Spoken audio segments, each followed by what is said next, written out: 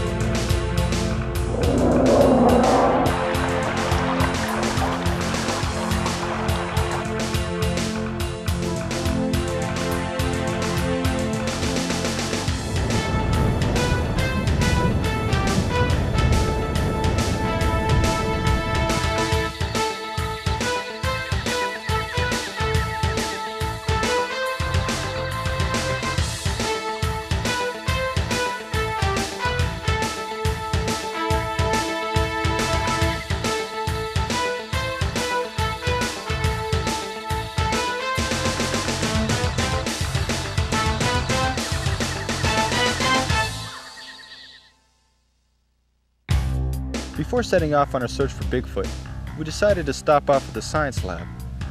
We were in need of some hard facts to back up our suspicions.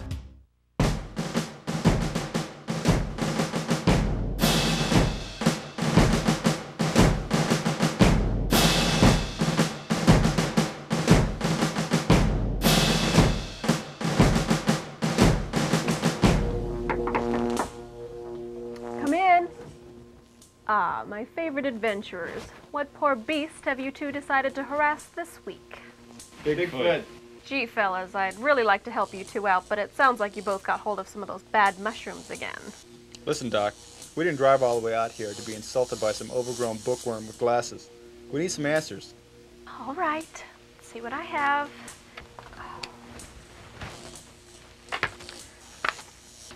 Brontosaurus, Banshee, Bigfoot. I can't say for certain that Bigfoot does not exist, but... There have been a number of sightings by reputable witnesses. Yes, this is true, but there's still no concrete proof. We're determined to change that. Let me cross-reference on my computer. So, Doc, what would the habitat a creature the size of Bigfoot require? Gentlemen, it's my opinion that a creature of that size can't possibly sustain itself on forage of an alpine ecosystem. Listen, Doc, just answer our question. Well, gentlemen, I'm only hypothesizing, but I would imagine it would need a well-watered area, source of shelter, ample food sources, and above all, seclusion. After our quick stop at the lab, we drove up to Uncle Bailey's house.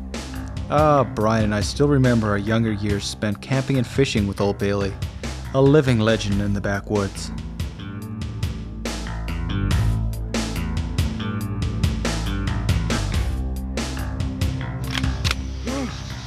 Hey, Bailey, put down that old pea shooter. It's just us. Hey, boys. Good to see you. Hey, what brings you out these neck of the woods? Well, Bailey, we were just driving by and we decided to stop off and ask you a few questions. Oh? About what? Well, remember those stories you used to tell us when we was just little kids? About that creature of the woods? That Bigfoot thing? Sure, yeah. Well, Brian and I are determined to go after that bastard. Oh, I can't help you boys. There's things out there in the woods that's better left alone. Come on, Bales. We need to know. We're going to go after him with or without your help, and your help would be valuable to us. Oh, I see you boys are determined. Could you let us know a little bit about the creature? Well, I just want to warn you boys that what you want to face is one of the most dangerous creatures. It's okay. It's okay. On the face of the Get earth. it up. Get it up. Well, it was back in '49. Me and an old buddy, Jeb, working a line out there on Clear Creek. Yeah? Noticed every morning just a little bit more of the grub was missing. We thought it might have been some coons or a bear, but we hadn't seen any scat. Come to think of it, the woods were exceptionally quiet. Anyway, we were determined to get to the bottom of our mystery, one way or the other. We slept with our boots on and our rifles ready, and we waited. It was about 6 a.m. when the noises started. Babe, wake up. I thought I heard something. I can't hear nothing. It's a damn bear. I like to sleep.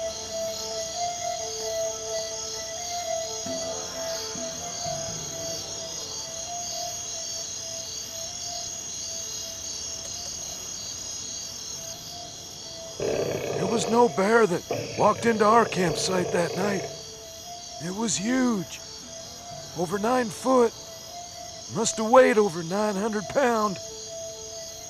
After Jeb fired, it let out a roar that shook me to my bones. Walked over to Jeb and popped his head clean off his shoulders, just as casually as you would a bug's. I didn't stick around to see what it had planned for me. And that's all I remember. Went up there a few days later, and all I could find was Jeb's hat. Been wearing it ever since. Well, thanks, Bailey. That's going to be a great help to us. We're going to leave you in peace now. We'll see you in a bit. Thanks. Thanks, Bailey. Thanks.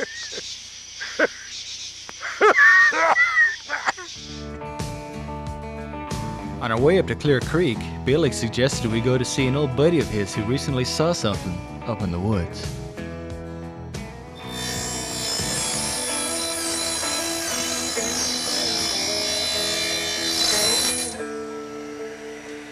Bigfoot!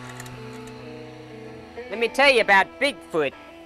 I've seen Bigfoot. I've touched Bigfoot.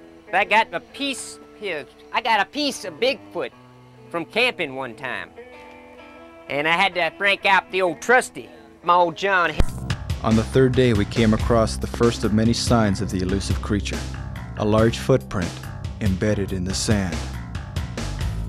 By the measurements of the foot, we could tell that we were tracking a full-grown male with an ingrown toenail. The depth of the footprint showed that it walked with a shuffle, possibly indicating a protein deficiency of some sort.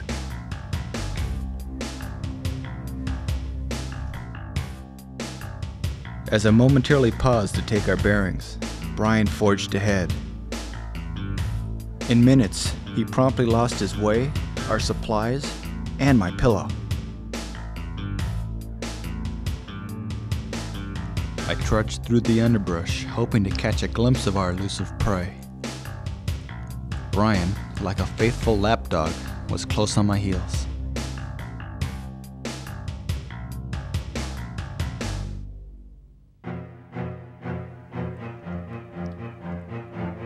Brian was the first to spot the creature. He pointed him out to me. He was huge, 10 feet if he was a foot. He was walking through the woods like he owned the place. We backed off a bit, watched him as he approached the stream. He cautiously sniffed the air and came forward. striding 5-10 feet at a time. We could tell by his awkward shuffle that this was the beast that we had been tracking.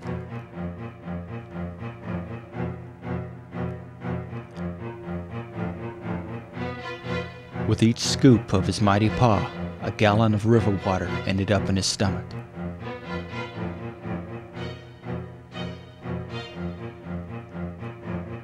This is what we came here for. I was off across the river, Brian in hot pursuit. The beast drank on. Brian, unhindered by his heavy load, quickly overtook me. He led for a while, until I, in a burst of speed, matched him. It turned into a perverse race against one another to see who would have the honor of reaching Bigfoot first.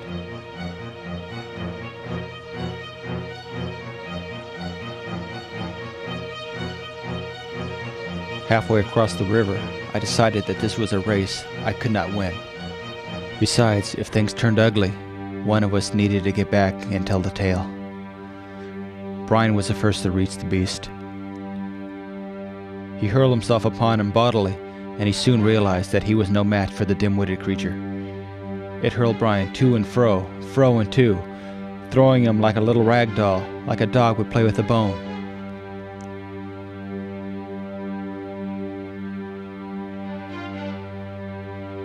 It seemed like hours to Brian, but it was actually only a few seconds. While Brian kept the creature occupied, I worked my way around to its blind side. I saw an opening in its defenses. I moved in. It never saw what hit it. It was history after that.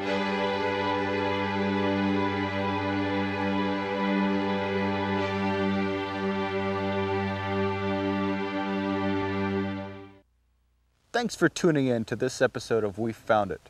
Unfortunately, our evidence of the capture of the creature is limited to this Polaroid. As you can well imagine, the feds say that some secrets are better left untold.